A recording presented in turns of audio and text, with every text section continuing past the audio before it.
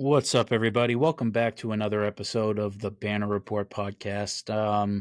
This is your host, Mr. Solo Dolo himself, Cody Adams. I'm coming to you by myself. No Steve, no Jacob on this one because of various life stuff going on. But I thought that you, our dedicated listeners, should at least get a little interstitial here before the main episode this week with the boys. Um, so, I mean, where to start? The Celtics laid an egg on Friday. Absolute heartbreaking end to the season for us Boston Celtics fans, getting blown out in MSG 119-81. Um, me and Steve and our girlfriends went out to watch the game. And Steve at halftime was not the cheeriest of fellas, and I don't think he has recovered. He might never recover on this one. But yeah, this one was pretty much sealed up at halftime. The Celtics scored 37 points going into half during that game, and that was the lowest of the season. Nobody else scored 20 points on the Celtics besides Jaylen Brown. He was 26-6. Nobody else had any stat line worth a mention. Nobody really showed up. It was ass kicking. While the Knicks, they smelled blood and they finished the job. For the five core start or players for the Knicks had over 20 points, including Cat, McHale, Jalen, and OG. So it was over at half, 37 points, and that's just bad basketball. Not even just bad Celtics basketball, just bad basketball. We were this series was over before that, though. I mean, we were gonna obviously when Tatum went down, that was it. But before that, we were losing that game when Tatum was in. And if we lost 3-1, it would, fat chance we come back from that. But yeah, I guess we got to give the Knicks credit here. They just played well the whole series. We had no answer from McHale and Brunson's interior game. McHale Bridges for half the games he was like useless during the first half, but then when he started getting his little mid range like off the step back jumper going, he was he was diabolical. We had nothing. Nobody could stop that. None of our guard defenders could stop that. Derek White, and Jalen Brunson. Their interior games are his interior game is just really flat out good for a smaller guy, but yeah, we couldn't figure him out. Nothing we could do, and obviously no JT, no KP, Hurts, within for interior defense, but you got to give them credit. They picked us apart. We couldn't get the rebounds. And JT being out, like I said, that JT KP, two of our best rebounders, JT literally being our best, we just couldn't get it together. So tough way to go. Good for New York. Good for the Knicks fans, the ones who are being not sore winners, but the ones who are just really appreciating the ride. That's good for them. They deserve it. They haven't. It's been a sordid path for those guys. Yeah, I see a lot of people talking about JB. He had a torn meniscus during the playoffs, which is crazy. He really backpacked us in game 5 and 6. And he's just a gamer. He might not be a number one star player. He might let you down in spots. He might still not ever know how to dribble. But man, that guy is a competitor at the end of the day, and that's just all you can say about him, is that he is going to go out giving you his best. But no, he's not a number one guy. He can't carry you through anything. And people talking about how the team is better without JT on the court, like Emmanuel Acho, who's a complete nitwit. I mean, just watch Game 6. That's it. Like JB, he was the only one there, but with no JT, the team falls apart. The team's built around him. He's a star. He's the best player, I think, in the NBA besides Jokic. And yeah, that's what happens when he's not playing. The team is not better without him. let's just look at the postseason here a little bit. C's going into next year have the 7th best odds to win the 25-26 finals, at plus 1400. That ties them with the Houston Rockets. So that's not great, but that's factoring in a long recovery for JT and not having a full grasp on how the team is going to look going into 25-26 with potentially no JB, no KP, no Drew. Who knows who's going to be here, or how we're going to look. But regardless, factoring in that JT won't be until about halfway through next season, that makes sense.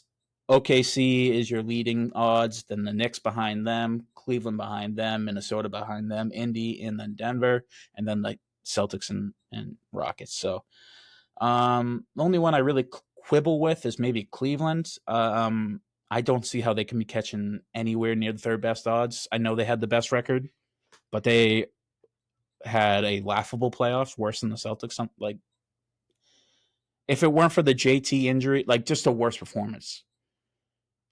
There's no way anybody had a worse playoffs than the Boston Celtics. I'll just say that right now because their star went out. But in terms of the product on the court, the Cavaliers were a joke. I mean, they got like chewed up and shat out by the Pacers, and they never really looked like the team they were in the regular season. And a lot of chatter's going on around what their future is. Can they run that double guard lineup with Garland and Donovan Mitchell there? Maybe the double big isn't working with Jarrett Allen and Evan Mobley. We don't have a wing. Max Strus and DeAndre Hunter are our best wings. Like, I don't think I think them catching the 3rd best overall odds is crazy disrespectful to at least Indiana. A team that's been the back-to-back Eastern Conference Finals. Anyways, in Denver, that's another team that's a little shaky. There's, who knows how that team's going to look next season. Obviously, Jokic will be coming back. It's just who's going to be there with him, because it's not a very good product as it is, and they cleaned house. So who knows how that's going to go. Let's see, Minnesota. Yeah, that makes sense. They're pretty well built. Yeah, I mean 7th overall.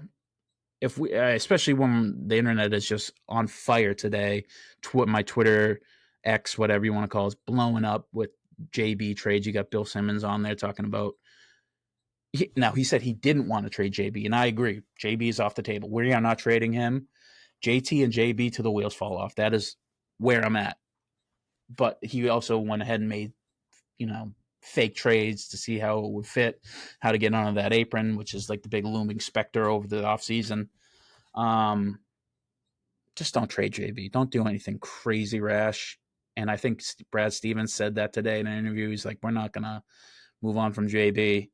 And that's good. Your 28-year-old's top 25 player, probably not a good idea to just chuck him for a bunch of spare pieces to get under a salary cap because your other star's not going to come back until the end of next season. Yeah. So that's a little bit sticky. I hate that he's every single time something goes wrong with the Celtics team, it's always like, well, let's get Jaylen Brown out of here. Like, it's just the only guy who carried us on a torn meniscus through the playoffs when Tatum was not there for us. Yeah, that's just it's shocking to me the amount of hot take artists that are out there that just don't like good basketball. If anything, a more realistic scenario is KP or Drew. If we're really committed to getting under the tax, those guys are the movable pieces. KP, who's a 7'4" guy who's never been healthy, who's coming off one of his worst seasons in terms of health, like just with the whether it be the ankle issue that nagged him from last season to this mysterious illness that he can't breathe now, and he's only getting older.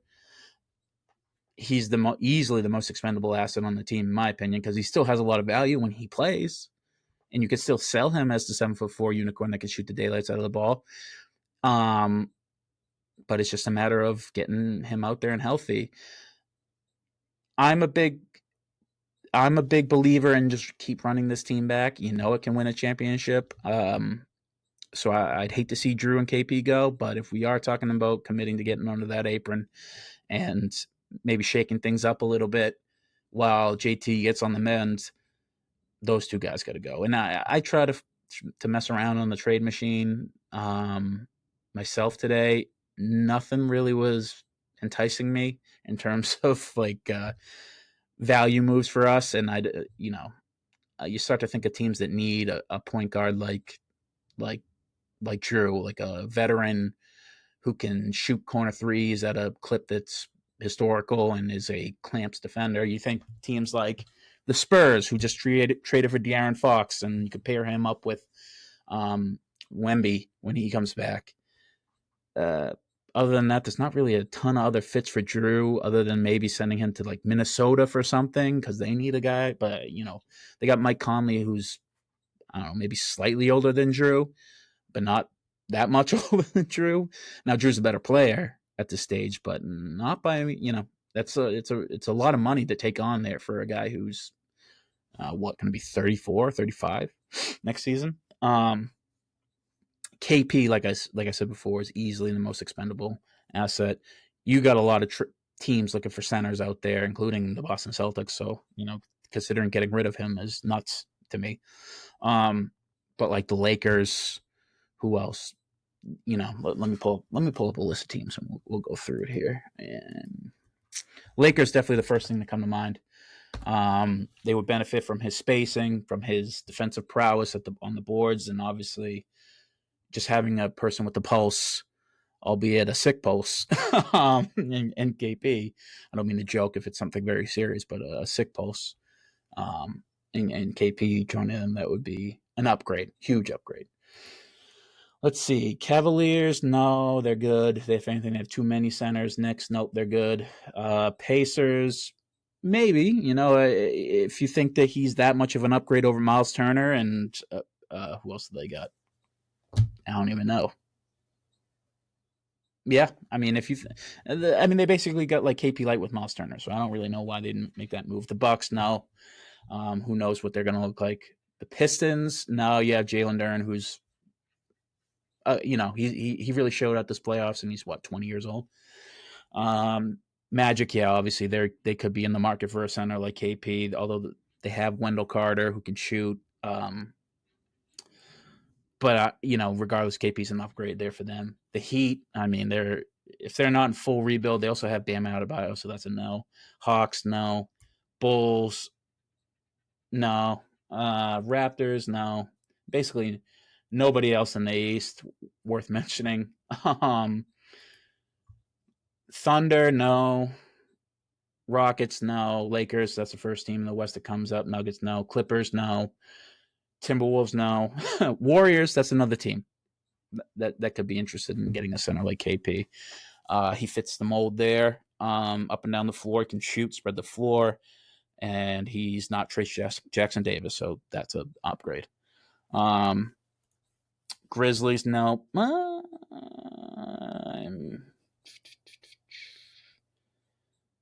I really didn't like Triple J's performance these playoffs. I think he really sucked, and he's not really a center. He's a power forward, but if you pair him up with a guy like KP who can help take that defensive burden off and can also stretch the floor, unless Ja Morant's going to develop that jump shot, I think that could be a wise move for them to make that jump from an 8 seed to an actual contender. God willing that Ja plays more than 50 games next year. Kings, no, they got Sabonis and they're sort of in a who cares spot. Mavericks, no, they got AD. The Suns, obviously that would be a fit, but they have you want to talk about having no assets and zero cap space. That's these guys. I tried making so many trades with the Suns work earlier, and it couldn't happen. And obviously Bradley Beal is like the money that you'd want to get off the books, but he has the no trade clause, so it's irrelevant. It's an irrelevant, sort of team until they figure out what they're going to do with the Bradley Beal money and all that. But Trailblazers, Spurs, no. Pelicans, maybe. Pelicans are another team that could be in the market for a guy like KP. They don't really have a center. They have a ton of wings, and they obviously have Zion. So mix in a nice point guard there. Maybe you have a team that could jump into that playoff mix again with a healthy Zion, God willing. And the Jazz, I mean, who knows what the fuck the Jazz are doing. The Jazz are talking about trading Walker Kessler to the Celtics, which I'm here for if we're not giving up that much. Hit up Danny, be like, hey, 2 first-round picks. We'll give you KP for Walker Kessler. And we're good. And that's 2 picks coming back to the Celtics. Who says no? I mean, the Jazz have nothing to lose. And they gain a guy who's a starting center, who's like an immediate good fit right next to Lauri Markkanen. I don't know. Ainge is hoarding those picks, but for what? He's 15th seed in the West. You know, he's one of the worst teams in basketball. There's really kind of no plan going on there. So, yeah, like we said, if you're moving anybody, it's KP and Drew. I think there's 3 untouchable guys in this team. It's JT, JB, and Derek White. I think those 3 guys, that's your core right there. And, you know, people will say Derek White's, you know, not a core player, and that's fine. I can understand that. He's not like a top 15, top 20 guy, but is he a top 30 guy? He's definitely a top 40 guy, you know, and he's got a really team-friendly deal, and he fits a nice little niche where he can handle the ball a little bit, incredible guard defense, and obviously one of our best shooters. So that's why I'm saying those 3 guys are untradeable. Everybody else, you know, we'll come to the table. I'm of the mindset we're not blowing it up. I hope we don't, but if we do, you know, those are your options that I'd be okay with. Another thing I saw on my timeline, and this is like a classic old man yells at a cloud, you know, take of people who have zero idea about how basketball works, professional basketball works. Not that I do, but I've watched it enough that I like to think that I have some idea. Joe Mazzulla needs to be fired. I hear, like, I was at Game 5, and that's all I heard for like half the game when the game was neck and neck until we blew him out, was that Mazzulla sucks. He's the worst. He doesn't know what he's doing. He's got to tell him go inside. Like, you know, like the Celtics didn't win 61 games this year by playing inside basketball. That's just not how we won 61 games this year. We didn't. We led the league in 3-pointers. We probably led them in 3-pointers made. Like, we are one of the most efficient 3-pointing teams maybe in history. So, like, you don't win playoff championships by switching up your game plan that's worked for you all season midstream. And I know when we took it inside on the Knicks, it did work, but they have a double big lineup. Like, they have 2 guys who can defend the rim. So it's not like it's easy pickings for us down there. And there's nothing really I think Mazzulla can do. Like, how can he scheme them to make their shots when they're wide open in game 1 and 2 and in the second half? He schemed them open, but he can't hit the shots for him. So, like, why is Mazzulla catching the flack for that? He can't get he can't go tell those guys to rebound the defensive boards better. He can't. You got to do that yourself. That's a nut up type of fucking thing you got to have, and we just didn't have it this series. The Knicks had it more than us, you could argue. They hit the shots when it counted, when they were open. They worked their asses off on the board, which, you know, Mitchell Robinson deserves all that credit, along with their guard rebounders there too. So, and, you know, Josh Hart walked into a triple double in Game 6, 11, 10, and 10. So, what is Joe Mazzulla going to do there? Hey, Luke Cornett, rebound better? Hey, Al Horford, can you not be 39 years old and hit more than, 2 3-pointers? Derek White, what happened? Maybe don't pull up from 45 feet. Hey, Drew, can we get anything out of you? Like, what did Joe point to? Something Joe did other than go inside, tell the guys to go inside more. Tell me something Joe did that was bad during the playoff series. I mean, the thing that comes to mind, and I can't quite remember what game it was, 1 or 2, was when it was neck and neck. we got the ball on the last possession. I think it was game 2. Whatever the one is where McHale stole it after JT took like just a ill-advised turnaround long range 2. Or maybe that was game 1. It was one of those where he didn't call a timeout and set up a play. He just let the guys walk it up with, with the shot clock off, and that's what resulted that possession. So, maybe I think if you criticize him on that, yeah, fine.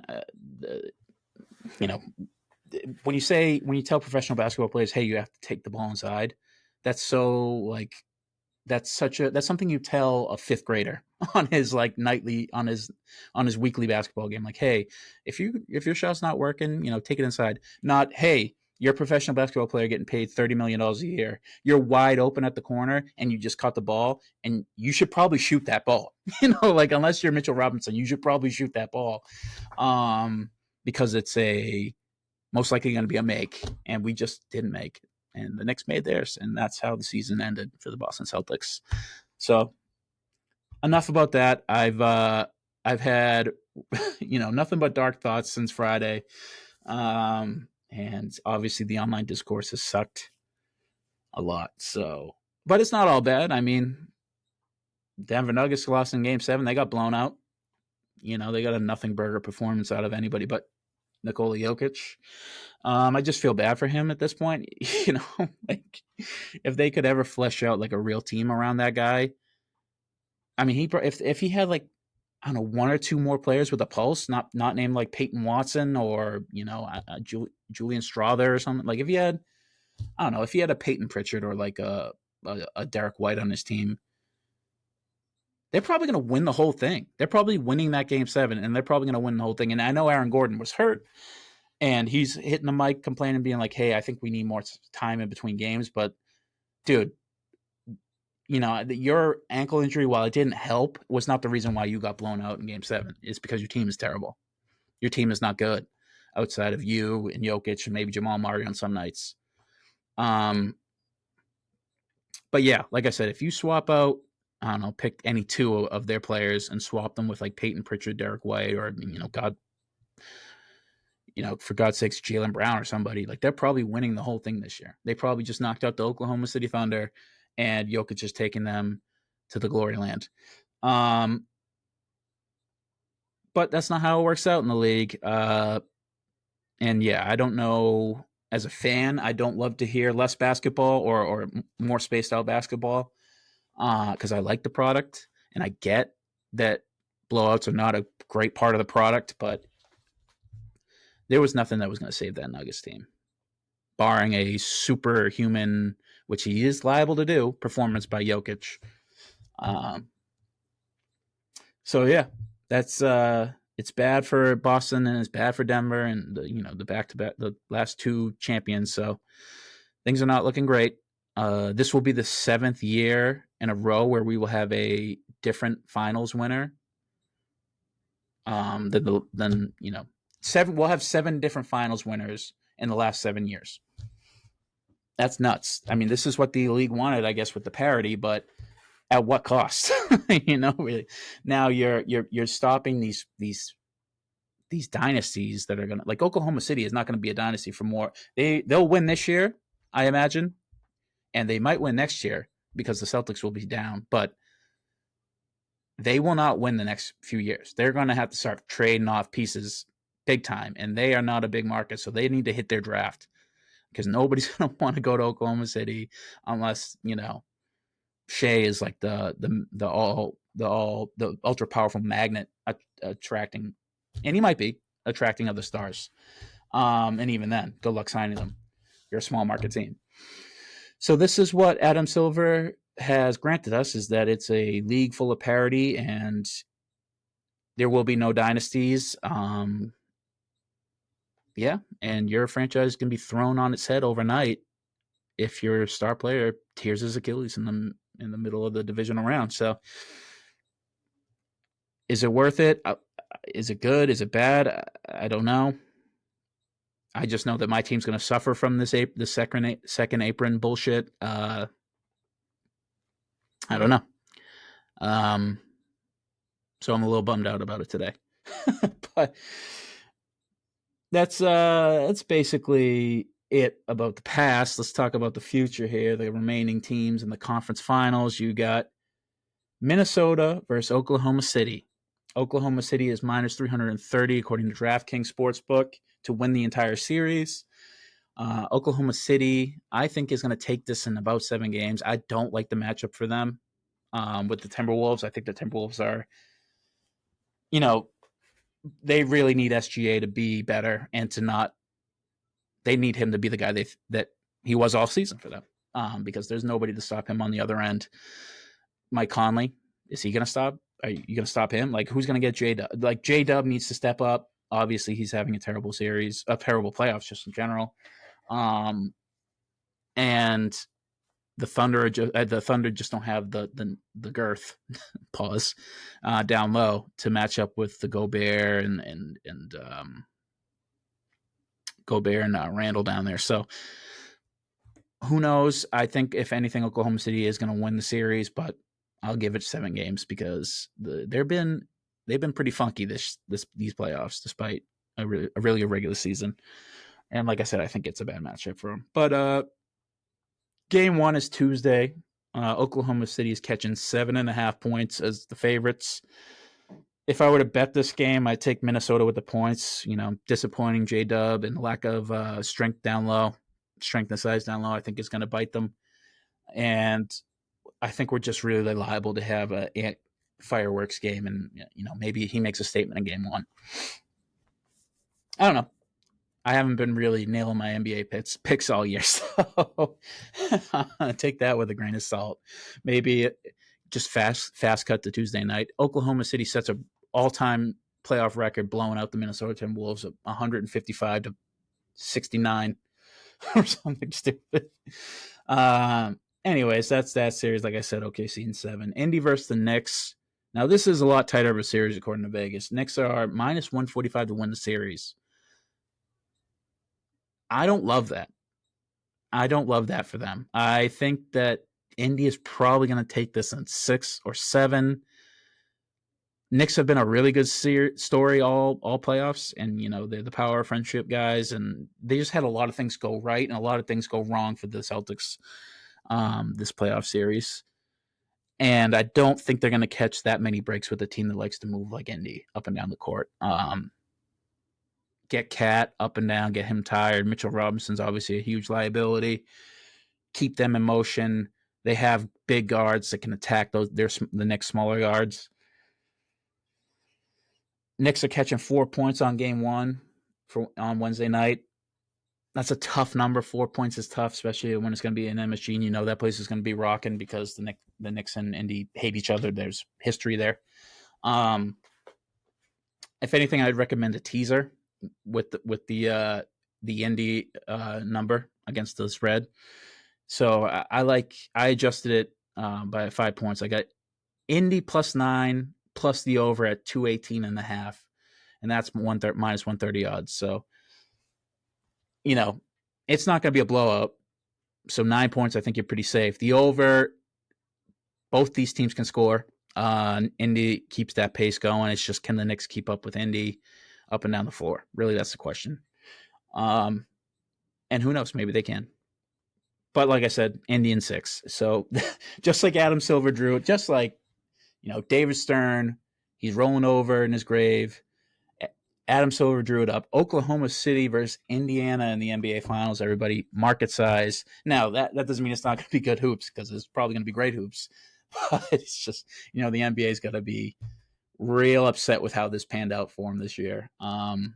With the Lakers being a wet fart, the Celtics franchise ending overnight, and Indy beating the Knicks, most likely.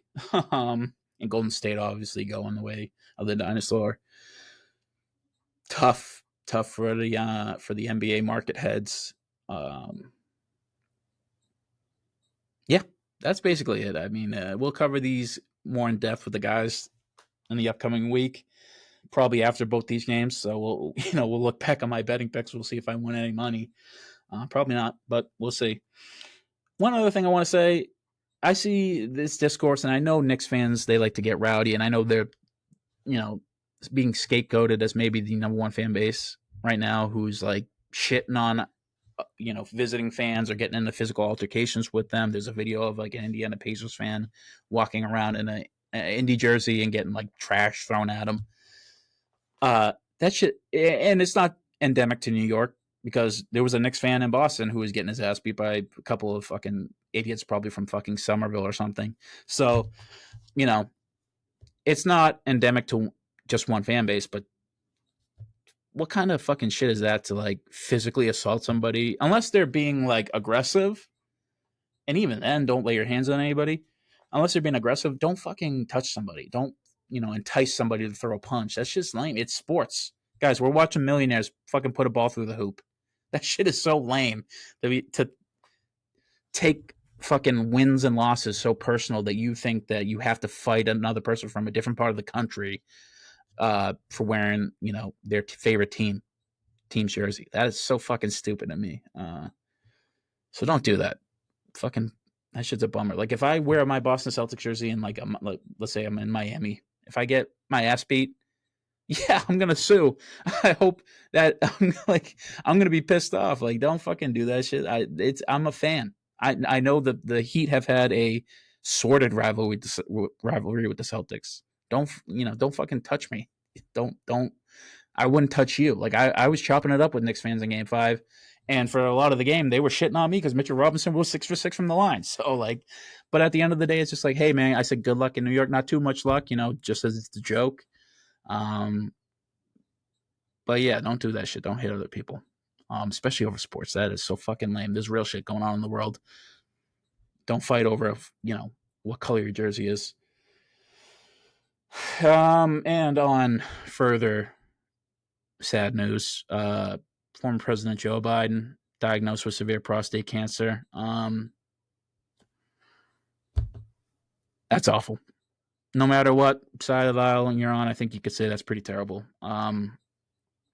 So get better soon, Sleepy Joe. We miss you sorely. But anyways, that's it. I've only done one rash thing since the Celtics got knocked out of the playoffs. I got my ears pierced, so that's something in personal news. I'm 30 years old, by the way, and I went to Claire's. So I was sitting in Claire's ahead of an 8-year-old boy who was scared to get his ears pierced, and I was just as scared as him. So not great for me. Steve, I don't think he still has recovered from Friday. He may never recover. And Jacob has just been, I think he actually is in a good mind spot. He's handled it pretty well. But that's just been a little interstitial episode. I thought you guys deserved it. A solo episode. If you like them, maybe I'll do them a little bit more often. If not, no big deal. The boys will be back, and we miss them. We love them. We love them. Steve, we love Steve. We love Jacob. They're the greatest podcasters in America. We miss them. So we'll talk to you sometime later in the week. Thank you for listening. This has been the Banner Report. I have been Cody Adams, your solo host today, and no matter what, go C's. Bye. Love you.